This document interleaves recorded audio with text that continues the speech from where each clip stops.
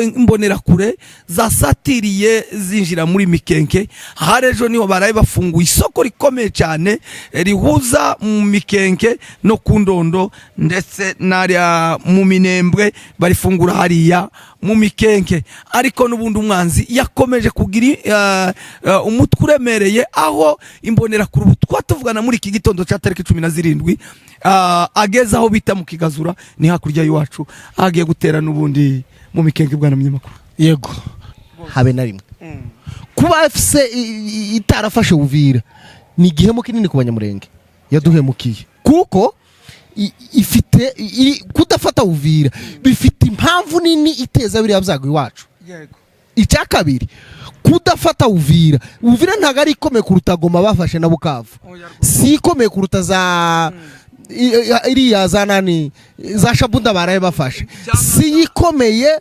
kuruta za nani Zanzibira bafashe. Kuki Uvira idafatwa ngo abanyamurenge bave muri biriya byago? Yambu kuba dukurikiranye hirya no hino impande z'isi kwa rizina bari muri Amerika, Canada, Australia mu Bwongereza, abari muri Pays-Bas, Scandinavia, abari muri Asia, Europe, abari muri East African Community mu Rwanda, mu Burundi, Tanzania, muri Kenya, mu Rwanda, muri Congo, imurenge mugongo mugari waduhetsa w'inuma ziguguza inyoni zikaririmba ubwiza bw'imurenge n'intayegayezwa. Uyu munsi turi tariki 17 z'ukwezi kwa 2025. Ndagira ngo ndamutse abantu bose mudukurikirana 5 kuri 5 tubasaba gukora subscribe, share na comment kuri Rugenza TV. Murabizi ibyago nahuye nabyo, nagarutse kandi mu yindi channel nsaba subscribe, share na comment muzoba muramishe nibyo ukomeza nubundi kuri Mibunda TV 1 kuzukuri nawe dukeneye ko mumuzamura tafazari mu Mibunda,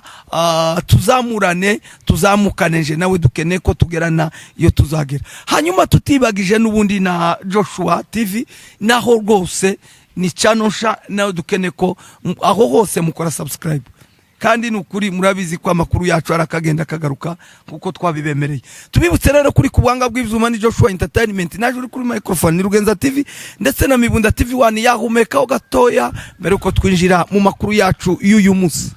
Yego karibu cyane bwana munyamakuru. Gake kazare uramuzaga ngo utakwisa umushitsi tirubarurwa. Abantu bose badukurikira kuri Mibunda TV 1, Joshua TV na Rugenza TV, mwabyutse neza. Hano Nairobi tuzutse neza, turamahoro, turashima Imana, n'abantu bakeya batemeye kuba Kagara, abo turabashima. Rero turi mu mwanya w'amakuru yacu mu gitondo, ariko mbere yuko tukinjira mu makuru hari umwanya wo kwamamaza. Bwana Rugenza TV, umwanya ni wawe. Urakoze cyane bwana munyamakuru. Reka Joshua Entertainment abanze adufashe mu kwamamaza hanyuma twinjire mu makuru yacu y'uyu munsi. Murakoze cyane. Reka dukomeze dushimira abakunzi bacu mbere yuko twinjira mu makuru. Reka kandi tubibutse yuko kubifuza visa bose z'Iburayi bagana Dreamlight Travel and Tourism ni company bafasha gushaka visa byihuse kandi byizewe. Ofisi zabo zikaba ziri hano Nairobi ndetse kandi no muri Portugal. Akaba rero ari company yizewe rwose, uretse bya bindi byo gusikama, ni company yizewe kandi igukorera izo process yose mu gihe gitoya kandi cizewe. Nta handi rero nubundi nimero ngizo kuri screen yanyu mwabamagara kugira ngo mubone ibisobanuro bindi byisumbuyeho. Mugane rero Dreamlight Travel and Tourism. Urakoze cyane bwana munyamakuru Joshua Entertainment, kubyukuri ubikoze neza cyane. Yambu banyarwanda namwe banyarwandakazi, banyamurenge namwe banyamurengekazi, barundi namwe bafasoni, bagande namwe banyabo, bakenya wote ambao mulipo. Turasaba ko abantu bose mwagana Dreamlight Travel and Tourism. Iyi ni company yashinzwe kugira ngo itwara abantu bakeneye kujya imahanga. Process itwara igihe gito cyane, aho rwose ukwezi kumwe uba ufite ibyangombwa byose, upfa kuba ufite amafaranga yawe n'ibyangombwa, hanyuma ugatambagira ibihumbi 29 bya Europe byose aho wifuze kuba ukaba wahaba. Batanga rero amaviza atandukanye, yaba ari amaviza n'ubundi ya tourism, yaba ari amaviza yo kuja kwiga, yaba ari amaviza yo kuja gukora, ayo yose barabigufashamo n'abasore babahanga bujuje ubwanga. Rero hano muri Nairobi uwo bita Eric akorera hano CBD mu mujyi rwagati Nairobi. Mugenzi we akorera n'ubundi Portugal, uwo bita n'ubundi Emi Byiringiro, aho nawe rwose niho wamusanga. Uwundi nawe ni hariya mu Rwanda, abandi bari Maputo, aho ni service baguha yihuse kandi kugiye mu mwanya mwiza. Tukaba dusaba rero ko mwagana Dreamlight Travel and Tourism, abagiriyo bajya baragenda timukabura ibyara ngo reka twinjire mu makuru yacu ya tariki 17 z'ukwezi kwa 10/2025. Breaking news mu nda y'isi, amakuru tosanga ku bindi binyamakuru uretse kuri Mibunda TV1, Joshua TV na Rugenza TV, aho ni uzasanga amakuru yacu 5/5 kuko twicara tubibabwira. Rero nk'uyu munsi nagira ngo twinjire mu makuru y'uyu munsi wacu muri iki gitondo, aho imboneza Joshua na Mibunda ndetse na Rugenza zitubwiye ko imbonera kure zasatiriye zinjira muri Mikenke. Harejo niho baraye bafunguye isoko rikomeye cyane rihuza mu Mikenke no kundondo ndetse n'ariya mu Minembwe, barifungura hariya mu Mikenke. Ariko n'ubundi umwanzi yakomeje kugira umutwe uremereye, aho imbonera kure twatuvugana muri iki gitondo cya tariki 17 ageze aho bita mu Kigazura, ni hakurya y'iwacu, agiye gutera n'ubundi mu Mikenke. Bwana munyamakuru, yego, amakuru dufite nuko bari yaziriya mbonekura ziri hariya zizi ko mu Minembwe bari enclave, ahantu hariho hose bahateguriye hari umwanzi, niko gusatira hariya. Intego yabo barashaka ngo bafate Mikenke, bazaje mu Minembwe bongere basubize basirikare bazaga baca ababyeyi amaberi, basirikare bagaza bica abaturage, ariyo ngoma basirikare bagaza bafata abantu bakabafunga. Ni ukuvuga ngo barashaka gusubiza hariya iriya ngoma ya leta ya Kongo kugira ngo izasoze misiyo yari ifite. Misiyo ubundi kwari kurimbura bari abaturage, noneho twirwane hirahabaga iburizamwo. None barashaka n'ubundi ngo bahabakure n'ubundi misiyo yabigire gute ikomeze. Ntiwavuga ababyeyi bagize iminsi bahinga baragira, ntawe ubavuga, ntawe ufungwa, kontinere nta muntu ukibamwo, ariko nibwo buzima bashaka gusubizamo bari abaturage. Kandi n'ikindi kuba dukurikiye kugira ngo bumve, nukuvuga ngo zirambonera kure ubu twatuvugana zigezaho bita mu Kigazura, yego, aho zigiye gutera n'ubundi abaturage ba Mikenke. Ukibaza tese ko barasha bashiguriki, ko barasha bashaka kuramira iki, bageze mu Kigazura batambutse mu Gipupu hari ababembe baba mayimayi baza batera abaturage. Nibo bari kumwe nabo, nukuvuga ngo hariya barashaka kuhagarura bahahereze mayimayi. Kandi twagerageje kuvugana na bamwe mu badukurikirana hirya no hino mu byumve, twavuganye muri iki gitondo n'ubundi n'imbone zacu hariya mu Mikenke, baratubwira ati rwose ubu twatuvugana badusatiriye bagezaho bita mu Kigazura, ati abandi barambutse aho bita kwa Serurangura, abandi ngo banyuzeho bita n'ubundi kwa Rugabire, ngo berekeza bose ngo bahurire n'ubundi muri centre ya ngo barashaka kuja mu Mikenke na Minembwe bakuremwo bari abanyamurenge nibarangiza bazakomeze ngo na za Rugezi. Nukuvuga mu gihe cyose AFC itarashora imbaraga mu gufata Uvira, biriya byago ntibizoreka habe na rimwe. Kuba AFC itarafashe Uvira ni igihemo kinini ku banyamurenge yaduhemukiye, kuko ifite kudafata Uvira bifite impamvu nini iteza biriya byago iwacu. Icya kabiri, kudafata Uvira ntago ari ikomeye kuruta Goma bafashe na Bukavu, si ikomeye kuruta za iriya za nani za Shabunda baraye bafashe, si ikomeye kuruta za nani Zanzibira bafashe. Kuki Uvira idafatwa ngo abanyamurenge bave muri biriya byago? Uvira iraraririwe, iraraririwe nka kujya kuva kuri mu maji. Yesu yaravuze ngo ndagenda garutse, ageze imyaka 2025. Bashaka kuvuga ngo iraraririwe, abaturage bagashirira hariya haruguru n'ubundi bakivuga ngo iraraririwe. Nibagera mu Mikenke no Minembwe se hamwe ni hamwe, no bazaba bakifashe ngo baramiriki bari abaturage bashize. Tukaba dusaba rwose AFC M23 twirwane w'amadu w'Imurenge ndetse n'intare za Sarambwe ko bodufasha rwose, badufashe cyane, barebe ukuntu ibuvira boha buhadelivura kugira ngo amahoro n'ubundi muhira aboneke. Ariko kubera ubwoba bwabo nibwo bafashe imbunde zabo zikomeye bazijana ngo Baraka ngo ni milieu strategique ngo uburyo bwo kwirinda kuko bafite ubwoba ibuvira cyane. Aho warabonye baraye basubiranyemo za runingu baraye barasanye kwa wingi baricana cyane. Abafura bararasanye kubera ko ku buryo babinavugwa ko umuntu abitakwira shwa kuba yisa. Bitakwira ni mushatse avuga ngo ko barakoreshwa n'amango n'abazima babitarira ngo nabamahina bo baraye bajenesi babo bakuru. Ariko ico dutindaho nikivuga gute kuki Uvira idafatwa niyihe mpamvu Uvira rwose turasaba ko mbere yo gukomeza inyuma za Shabunda Uvira ni barebe kundu rwose baharebereka mukumve.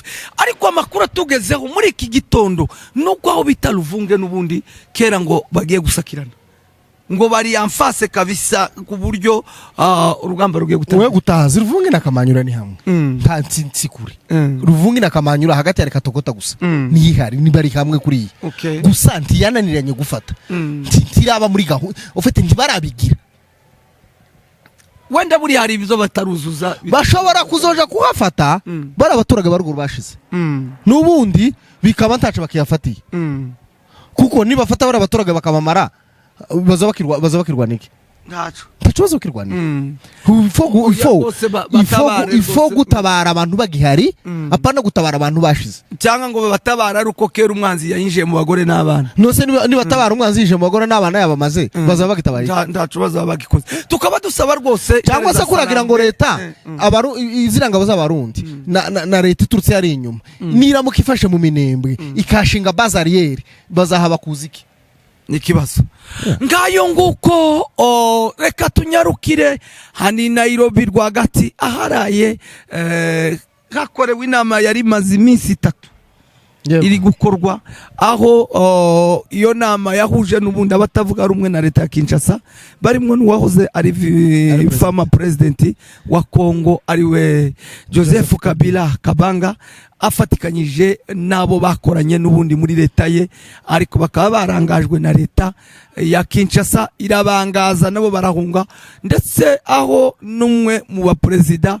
ari nawe n'ubundi Joseph Kabila wari wakatiwe igihano cyo kwicwa akaba ari nawe n'ubundi uri hano i Nairobi muri iyo nama aho nawe yaje n'ubundi gukereya iye muvema.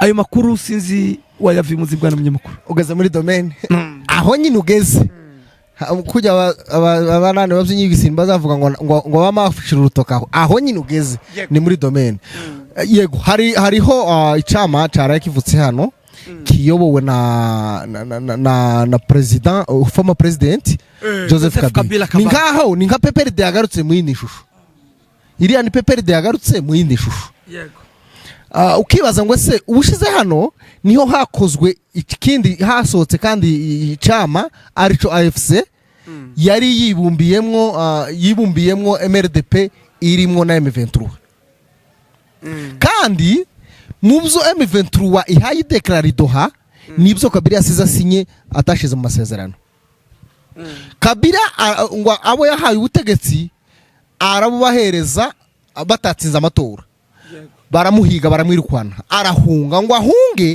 ahungira mubo yari yarimye amasezerano n'ubunyine yabyaye zino ntambara zose zirazigwanga none aho gushika ngo joininge arashize ku ruhande akreye undi mutwe nawe ngwakwibaza ngo si umutwe urashikurwane na FC uwo mutwe urashikurwane na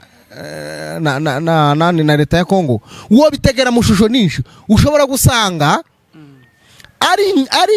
ari imitwe ya leta ishobora gukora ikavuga ngo mugende mukereye wundi noneho ibi mitwe ibiri tubakeremwe amatrema ntimumvikane bizageze igihe tuzosubira n'ubundi tugire gute tuhisubize koko Kabila muri ino ngoma muri zino ntambara dufite hafite mu kuboko kunini ko ziriya ntambara ziwacu zitangira satangiye Kabila ari president ntiyazihagarika atanga ubutegetsi zitarashira wabakomerezaho amuhereza na misiyo gukomeza zirakomeza kugeza none agarutse baridoha kuja kwishuza amasezerano yasinye imyaka 18 akananirwa kweshira mu bikorwa yego wakwibaza ngo se uwo vraiment arizewe iyo aza kuba umwizerwa yari gushika agasanga AFC akayiyoboka kavuga ati ubwo mwagize umutwe mwiza ubizi gute ko adashobora kuba yayoboka n'ubundi nuko yakoze ubundi mutwe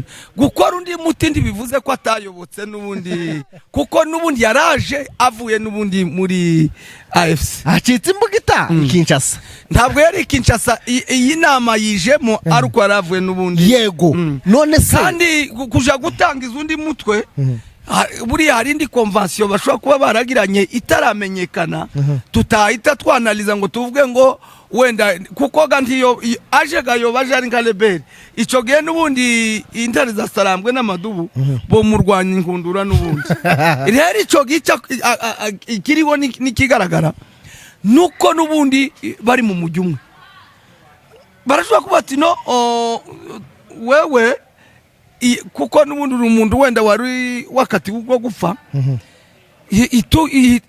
ni hiti ba pretext cyangwa ni hiti burwitwazo bwo gutuma none dusibla bamwe tugabura igihugu kibimitura bamwe banyure Katanga abandi binjirira hano n'ubundi za Shabunda bazagereza kalima binjire n'ubundi za Manyema Kindu abandi bazamukane za Uvira barenganira iwacu hanyuma buri yizari zose ntabwo yoshinga ikindi undi mutwe hari hasanzwe hari indi mitwe kandi yari isanzwe igwana n'ubutegetsi bwa bivuga ngo ikiriho cyo harimo ubwumvikane reka